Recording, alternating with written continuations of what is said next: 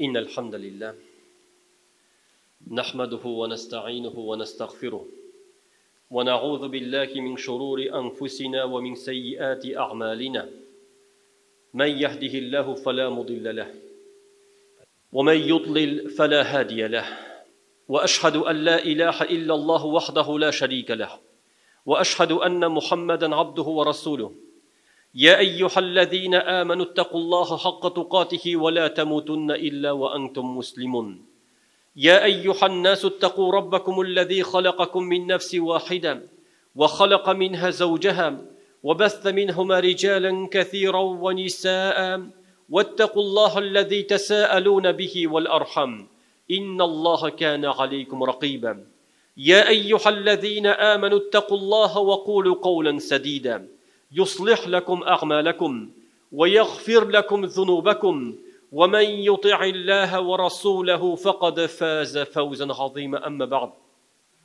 بارلق مقتولارыбыз bütün alemni yo'qdan bor etib tarbiya qiluvchi Alloh Rabbimizga bo'lsin. Ham yuraklarimizning turundan chiqqan salovat shariflarimiz bütün alamga rahmat etib jibarilgan Allohning haq elchisi Muhammad sallallohu alayhi va sallamga, onun ahli baytine, sahaba kiramlarına, hamalarga yerga tirishgan barcha bo'lgan mu'min musulmon qardoshlarımizga da bo'lsa edi.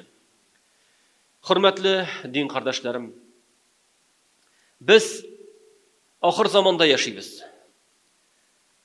Oxir zamonning alamatlarida Payg'ambarimiz sallallohu alayhi va sallam onda o'lim ko'payir deb aytdi. Hamshirliqdan biz shunda yashaymiz, ya'ni hozirgi vaqtda yo'l halokatida kelsak, kishilar o'lib ketadi. Suvga bosib tag'in kishilar halok bo'ladi. Turli avrulardan sog' salomat yurgan kishilar kelsak o'lib ketadi. Ham bu endi bir chetdan eshitgan xabarlargina tugil. Endi ko'pimizning yaqinlari, avildoshlari, do'stlari shunday balalarni kechirdi, ham ko'rdi. Shulay bo'lg'ach, bu hal bizning uchun o'ylanirga bir itargich bo'lirga tegishli. O'lim degan narsa, ul haqiqat, ham ul bizga degin kelajak. Ya'ni ul shin borliq, ondan qochib bo'lmay. Ondan qochib bo'lmay. Hatta shunday hallar sililar. Qoy bir tabiblar kimlar şuşa avrular bilan shug'ullanib, ularni davolay, qoy birlari shinnibda vafot bo'ldi. Ali bir tabib turunda aytdilar, ul shul avrularni davolagan, amma lakin yo'l halokatida vafot bo'lgan. Ya'ni avrularni davolab tugil, amma lakin ajalin yetgan ekan, o'lim soati yetgan ekan, ondan qochib bo'lmay. Alloh taolo bir mizgilga degin so'nga qoldirmay, ham ertarak degin olib ketmay. Onun turunda Alloh Rabbimiz Qur'onda aytdi. Shulay bo'lg'ach, har birimiz fikrlarga ham o'ylanirga tegishlimiz. Ya'ni bu dunyoning qisqaligi turunda niddi amallar bilan biz Allohga qaytashaqmiz. Har bir kishi fikrlab qarasin. Ulu yoshga yetgan kishi, 60-70 yaşına yetgan kishi ham agar degan ul namoz o'qimay ekan, ya'ni men ko'pmi umr yashadim, amin Allohga sajda qilmayman. Allohga sajda qilmayman. Nindi hal bu? Yoki shuluq 40 yaşına yetgan irod, ya'ni Alloh taolo menga 40 yoshga halik yasharga umr berdi, amin gunoh qilib yurim. Namoz o'qimayman. Namoz o'qisam dag'in kimchilik ketiram. Yoki haramlarga qatnasham deb kishi o'ylanirga tegishli. Balki jitar Allohga itoatsizlik qiluv. O'ylanirga, chunki o'lim kelajak. Har birimiz Allohga qaytashaqmiz. Shunga ko'ra Alloh taolo o'zining rahmatini bizga berib turadi. Ali biz qo'shangina Ramazon oyini uzatdik.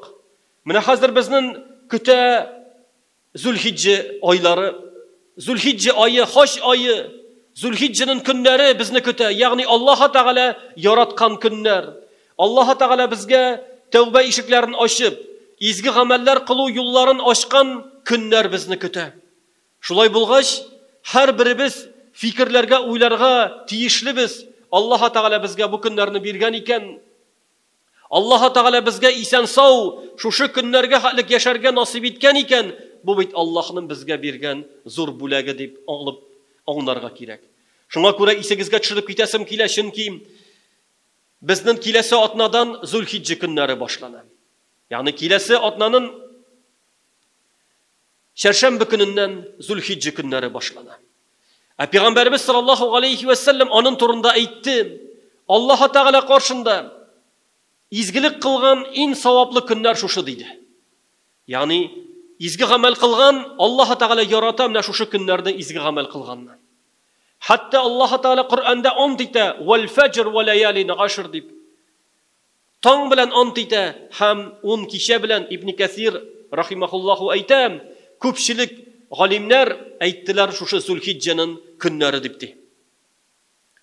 Һәм галимнәр әйтә торган була, һәм олылый торган була 3-10 көнне, Рамазанның ахыргы 10 көнен, Зулхиджаның башындагы 10 көнне һәм Мухаррам айының башындагы 10 көнне алдагы галимнәр олылый һәм хөрмәтле торган булалар.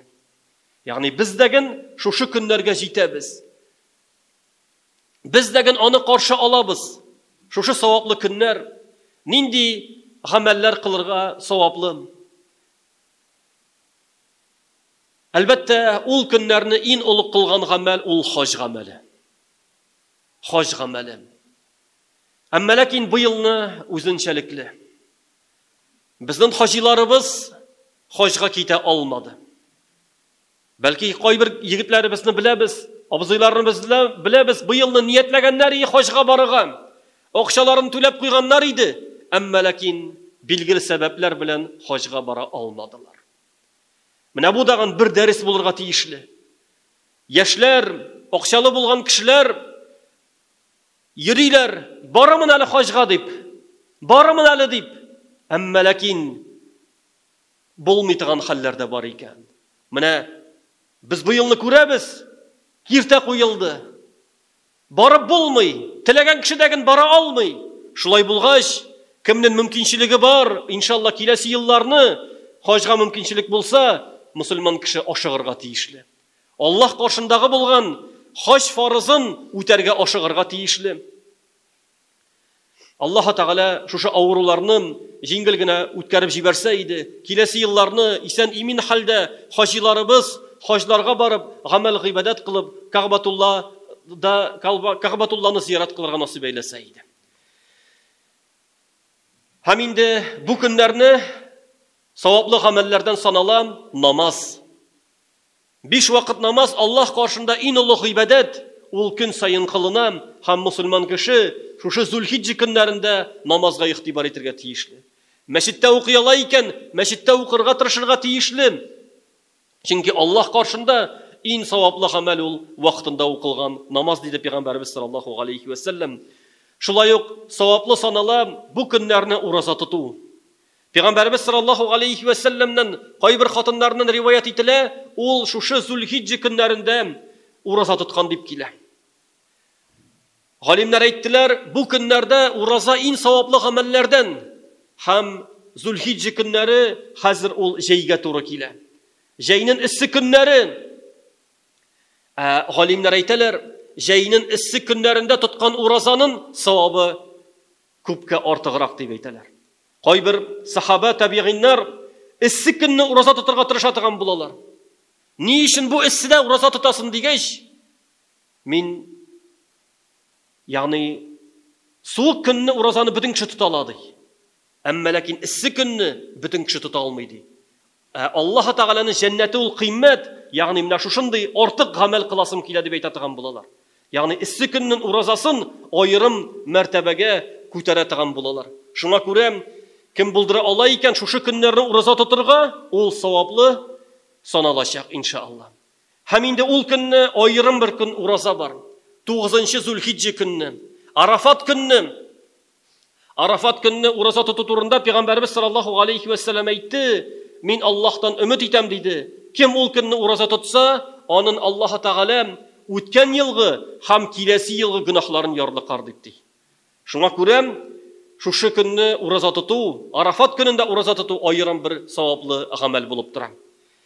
Һәм шулай ук бу көнне, шушы көннәрне садака бирү артык гамәл, саваплы гамәл, ягъни чөнки кешеләргә ярдәм итү, мохтаҗларга ярдәм итү, яки садакатул җария шикелле мәчетләр салышында, төзелешендә катнашу бу саваплы гамәл һәм кеше садака биреп Аллаһка якынайса саваплы булачактыр.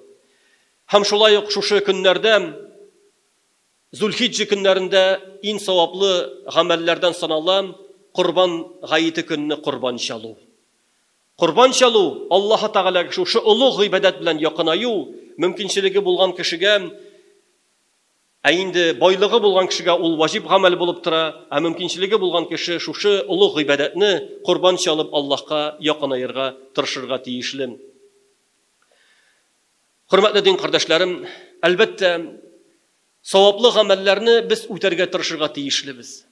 Әмма ләкин изге көннәрне, саваплы көннәрне, изге гамәлне кылу ул Аллаһның бер тәүфигы. Аллаһ Тәгалә тәүфик биргән кешеләргә аны насыйп итә. Кайчан Аллаһ Тәгалә сиңа тәүфик бирә изге гамәл кылырга?